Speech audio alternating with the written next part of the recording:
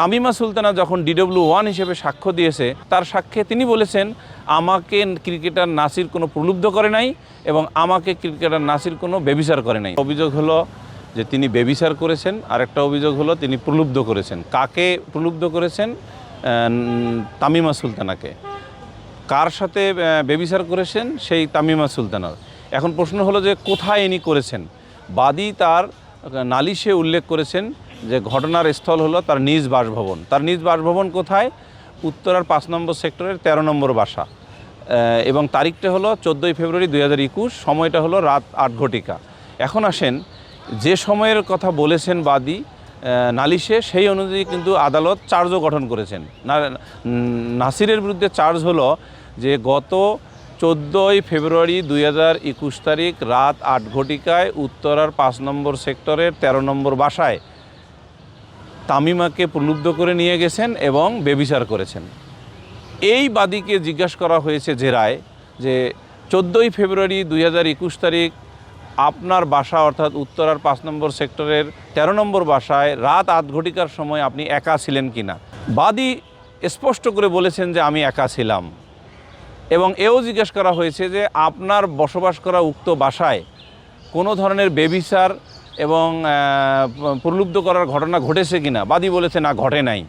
তাহলে আপনি বলেন, কোনো মামলার বাদী যদি বলে যে ঘটনাস্থলে মানে বেবিচার এবং আপনার প্রলুব্ধ করার ঘটনা ঘটেছে, এবং সেই ঘটনাস্থলে যদি কোনো আসামি মানে দুজন আসামির একজনও না যায়, তাহলে কি করে সেখানে ঘটনা ঘটবে?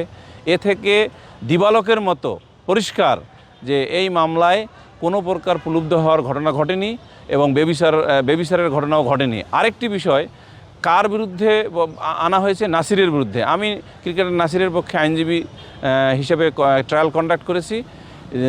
আপনার তামিমা সুলতানা যখন DW1 হিসেবে সাক্ষ্য দিয়েছে, তিনি কিন্তু স্পষ্টভাবে বলেছেন যে আমি একজন সুস্থ জ্ঞানসম্পন্ন নারী এবং অ্যাডাল্ট নারী, আমি সৌদি এয়ারলাইন্সের একজন ক্রু। তাহলে উনি সুস্থ না হলে তো সৌদি এয়ারলাইন্সে চাকরি করতে পারতেন না। এবং তিনি কি বলেছেন? তার সাক্ষ্যে তিনি বলেছেন আমাকে ক্রিকেটার নাসির কোনো প্রলুব্ধ করে নাই এবং আমাকে ক্রিকেটার নাসির কোনো বেবিচার করে নাই। তাহলে এখন একটা বিষয় আসেন, কোনো নারীর বিরুদ্ধে যে অভিযোগ ওঠে যে ওই XYZ নারী ধর্ষিত হয়েছে, 10 জন পুলিশ যদি বলে যে XYZ নারী ধর্ষিত হয়েছে, XYZ নারী যদি এসে মিডিয়ার সামনে অথবা আদালতে বলেন যে আমি ধর্ষিত হই নাই, তাহলে বিষয়টা কেমন দাঁড়ায়? তাহলে বিষয়টা এই যে 10 জন মানুষ যে অভিযোগ করলো সেটা মিথ্যা হয়ে যায়। এখানেও কিন্তু তাই হয়েছে। যিনি ভিকটিম তিনি বলতেছেন যে তিনি বেবিচারের সম্মুখীন হন নাই এবং তাকে কেউ বলতে না ক্রিকেটার নাসির তাকে বেবিচার করেন নাই এবং প্রলুব্ধ করেন নাই।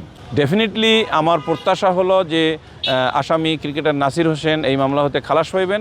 একই সাথে অন্য লয়ার ক্রিকেটার নাসির হোসেনের সাথে অপর আসামি যে তামিমা সুলতানার পক্ষে যেটা আর্গুমেন্ট করেছেন সেটা আমি দেখেছি। আমার প্রত্যাশা হলো যে উভয় আসামি খালাস পাইবেন।